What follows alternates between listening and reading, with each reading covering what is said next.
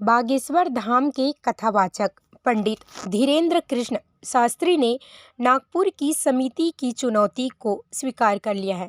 उन्होंने समिति के 30 लाख रुपए के ऑफर को भी ठुकरा दिया है। उन्होंने कहा कि वे फ्री में ही उनके सभी सवालों के जवाब देंगे।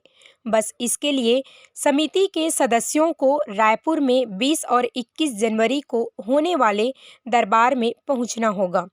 उनके आने जाने का खर्च भी धीरेन्द्र कृष्ण शास्त्री ने देने को कहा है। सामने बैठा है, नागपुर महाराष्ट्र में कथा हुई तो पहले ही हमने कह दिया था, देखो भाई 7 दिन की कथा हो पाएगी, 9 दिन का टाइम नहीं है। लेकिन बच्चे नहीं माने, 9 दिन का नोट करवा दिया। हमने फिर खबर भेजी कि 7 दिन ही कथा होगी और उस पर भी डलवा दिया कि भाई उसमें चैनल पर। अब 2 दिन कथा नहीं हुई तो वहां के कोई तथा कथित हैं रावण के खानदान की, वे बोले लो बागेश्वर सरकार पंडाल छोड़कर भाग गए जैसे उनके बाप की हमने मूड़ा छुड़ा लाए हो। ठटरी के बारे नक कटा है, उन्हें यही शर्म नहीं आई है। वो बोले क्यों भाग गए, तो उन्होंने न्यूज पर एडवर्टाइजमेंट दिया। बोले दरबार के लिए हमने 30 लाख रुपए, बोले हमारा बताएं तो 30 लाख देंगे। नक कटा, हम तो फ्री में बता दें। नागपुर में नहीं थे मिल पाओ। अब उसे विचार करना चाहिए, 2 दिन दरबार लगा, 7 दिन कथा क्यों हुई? कितने दिन चली कथा? 7 दिन चली ना। अब ठटरी के बारे तुम ही नहीं आए तो लो, रायपुर में दरबार है, आ जाओ, किराया खर्चा हमसे ले लेना, तुम्हारी ठटरी हम बार देंगे। हाल ही में पंडित धीरेन्द्र शास्त्री नागपुर गए थे, जहां उन्होंने अपना दिव्य दरबार लगाया था। इसे लेकर अंधश्रद्धा निर्मूलन समिति के संस्थापक और नागपुर की जादू टोना विरोधी नियम जन जागृति प्रचार प्रसार समिति के सह अध्यक्ष श्याम मानव ने पुलिस को शिकायत की थी। मीडिया से चर्चा में उन्होंने कहा, नागपुर में पंडित धीरेन्द्र कृष्ण शास्त्री की कथा 5 से 13 जनवरी होनी थी। आमंत्रण पत्र और पोस्टर में भी 13 जनवरी तक कथा का जिक्र था। कथा पूरी करने के 2 दिन पहले ही वे नागपुर से चले गए। श्याम मानव ने धीरेन्द्र कृष्ण शास्त्री के दरबार को डर का दरबार बताया और कार्रवाई की मांग की। उन्होंने बताया कि दिव्य दरबार में धीरेन्द्र शास्त्री भक्तों के नाम और नंबर से लेकर कई चीज़ें बताने का दावा करते हैं। हमने उनके ऐसे वीडियो देखे थे, हमने उन्हें ऐसे दावों को सिद्ध करने को भी कहा था। अब हो सकता है कि महाराज बोलेंगे मुझे पैसों में रस नहीं, मुझे नहीं प्राइस चाहिए, तो ठीक है, आप बिना प्राइस के भी इस आह्वान को स्वीकार सकते हो। फिर आपको 3 लाख रुपए डिपॉजिट करने की भी आवश्यकता नहीं है। ये प्रक्रिया 2 बार कंडक्ट की जाएगी। पहले बार उनका अगर पराभव हो गया और वो 90% करेक्टली नहीं बता पाए तो दूसरी बार उनको फिर से एक बार अवसर दिया जाएगा, दूसरी बार का 5 दिन के अंदर। और दोनों बार अगर वो हारते हैं तो उनको मानना पड़ेगा कि मुझ में दिव्य शक्ति नहीं है। अगर वो जीतते हैं तो सीधा सीधा हम मान्य करेंगे कि उनमें दिव्य शक्ति है। 90% वो 90% करेक्टली बता पाए हैं, तो ये दिव्य शक्ति उनमें है। इसलिए मैं उनके माथे पर, उनके चरणों पर मेरा माथा टेकूंगा, माफ़ी मांगूंगा। और गए 40 सालों से ये जो काम कर रहे हैं, हजारों मांत्रिक बाबाओं को हमने एक्सपोज किया है, वो मेरा संगठन अखिल भारतीय अंधश्रद्धा निर्मूलन समिति हम बंद कर घर में बैठेंगे। क्योंकि इस दुनिया में किसी में भी अपने आप जानने की क्षमता नहीं होती है, सूक्ष्म देह से कहीं जाकर देखते रहने की क्षमता नहीं होती है। ये आज तक हम बार बार सिद्ध कर चुके हैं और दुनिया में आज तक ये बात सिद्ध नहीं हुई है। साथ ही इस कानून के तहत वो बहुत गंदी बातें लोगों को कहते हैं। कोई भी किसी भी व्यक्ति की कोई बीमारी हो तो कहते तुमको भूत ने पकड़ा है, किसी ने भूत लगाया है। ये जादू टोना विरोधी कानून के तहत गुनाह है। चमत्कार करना ये भी जादू टोना विरोधी कानून के तहत गुनाह है। वो डर बताते हैं कि तुमको अलग अलग बीमारियां हुई है, वो बाहर की किसी चीज से हुई है, ये कहना भी कानून के तहत गुनाह है। इसलिए जादू टोना विरोधी कानून के तहत जो अनुसूची है 2, 6, 8 उसके तहत ये गुनाह कर रहे हैं और उसके लिए शिक्षा का प्रावधान बहुत कड़ा है। सीधा सीधा अगर ये बात सिद्ध हो गई तो, और ऑलरेडी उन्होंने दावा किया है, वही काफ़ी है। दावा करना इटसेल्फ कानूनन गुनाह है। तो इसलिए सीधा सीधा उनको 6 माह से 7 साल की सजा हो सकती है कारावास की, और साथ में 5,000 से 50,000 रुपये उनको दंड देना पड़ेगा। न्यायमूर्ति इस दंड की सजा उनको सुना सकते हैं। मिनिमम 6 महीने उनको जेल में जाना पड़ेगा।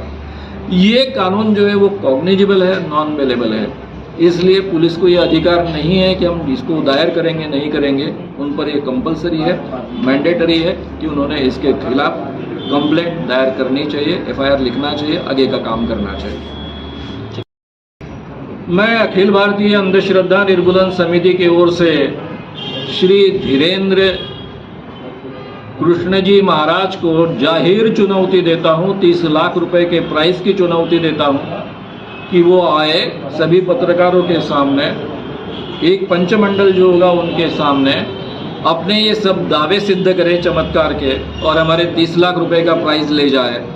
या फिर अगर ये चुनौती स्वीकारेंगे नहीं तो वो झूठे हैं, झूठे दावे करते हैं और बोंधू महाराज है, ये अपने आप सिद्ध हो जाएगा। मेरा बंडू जी उर्फ पंजाबराव एकनाथ जी खंते हूँ। मैं आयोग का अध्यक्ष था नागपुर में, नागपुर उमरेड शिष्य मंडल बागेश्वर धाम नागपुर।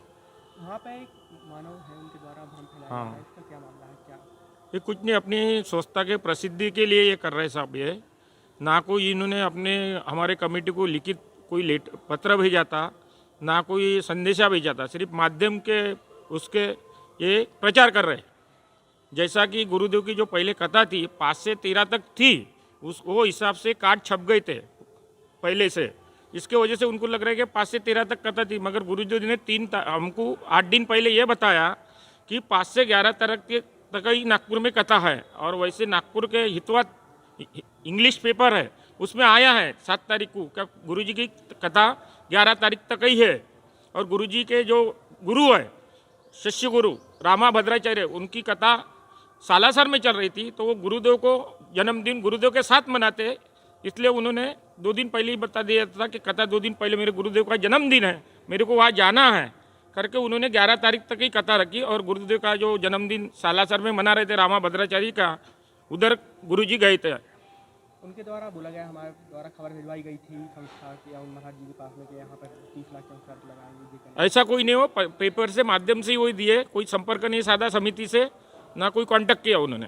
आने वाले दिनों में आपके द्वारा किसी प्रकार का महाराज जी के पक्ष में उनको लेकर महाराज जी के पक्ष में विश्व हिंदू परिषद नागपुर 20 तारीख को संविधान चौक में धरना प्रदर्शन करने वाले गुरु जी के समर्थन में के हिंदू धर्म के ऊपर ये एक आक्रोश जो विरोध दर्ज कर रहा है, इसके समर्थन में हम 20 तारीख को संविधान चौक में रैली करने वाले हैं हिंदू पक्ष में।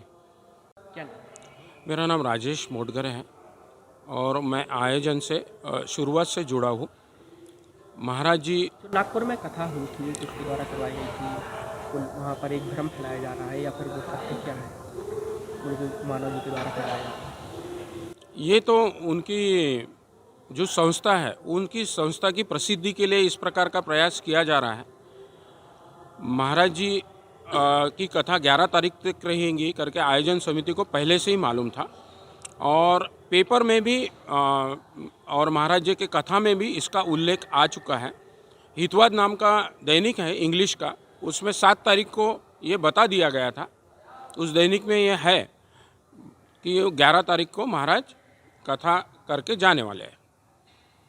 तो इसमें कोई संदेह नहीं है कि उनका हेतु अपनी संस्था की प्रसिद्धि के लिए ही वो इस प्रकार का कार्य कर रहे हैं और वो एक प्रकार से सनातन हिंदू लोगों की जो भी ये जो कथा चल रही है तो उसमें किस प्रकार का विघ्न डाले या उसके प्रति कैसा लोगों के मन में संभ्रम पैदा किया जाए, यह हेतु इनका है, ऐसा दिखता है। वो मीडिया के माध्यम से ही बात कर रहे थे, तो उनको जवाब भी मीडिया के माध्यम से ही जा रहा था। यदि उनको हमने ये भी आह्वान किए थे कि वो कभी भी आकर देख सकते, तो उनको मीडिया के माध्यम से ही गया था आह्वान, तो उन्होंने क्यों नहीं स्वीकार किया उसको? कहना था कि हमने खबर भिजवाई थी कि किसी को किसी भी प्रकार की ना लिखित ना मौखिक किसी से भी संपर्क किया गया है। क्या आने वाले दिनों में आप लोगों के द्वारा कोई विरोध दर्ज किया जाएगा महाराज जी के पक्ष में? नहीं, हिंदू लोगों के मन में ही इस विषय को लेकर काफ़ी चीड़ है। हमारे हिंदू समाज के लोग इसके लिए एक प्रोटेस्ट करने वाले 20 तारीख को विश्व हिंदू परिषद की तरफ से। उनके द्वारा कहा गया कि महाराज जी यहाँ भागे हैं, लेकिन आप लोगों ने आयोजित कराई थी कथा, क्या था स्टार्टिंग से, क्या कथा का दिन था, फिर कैसे घट गई थी दिन? कथा 5 तारीख से 13 तारीख तक, क्योंकि हमारे सारे जो लिटरेचर है या पोस्टर है, बैनर्स है या पत्रिका है, वो तो पहले डाल चुके थे ना। फिर महाराज जी का प्रवास 11 तारीख तक ही रहने वाला है, यह पहले ही बताया जा चुका था, सभी को इसकी सूचना थी।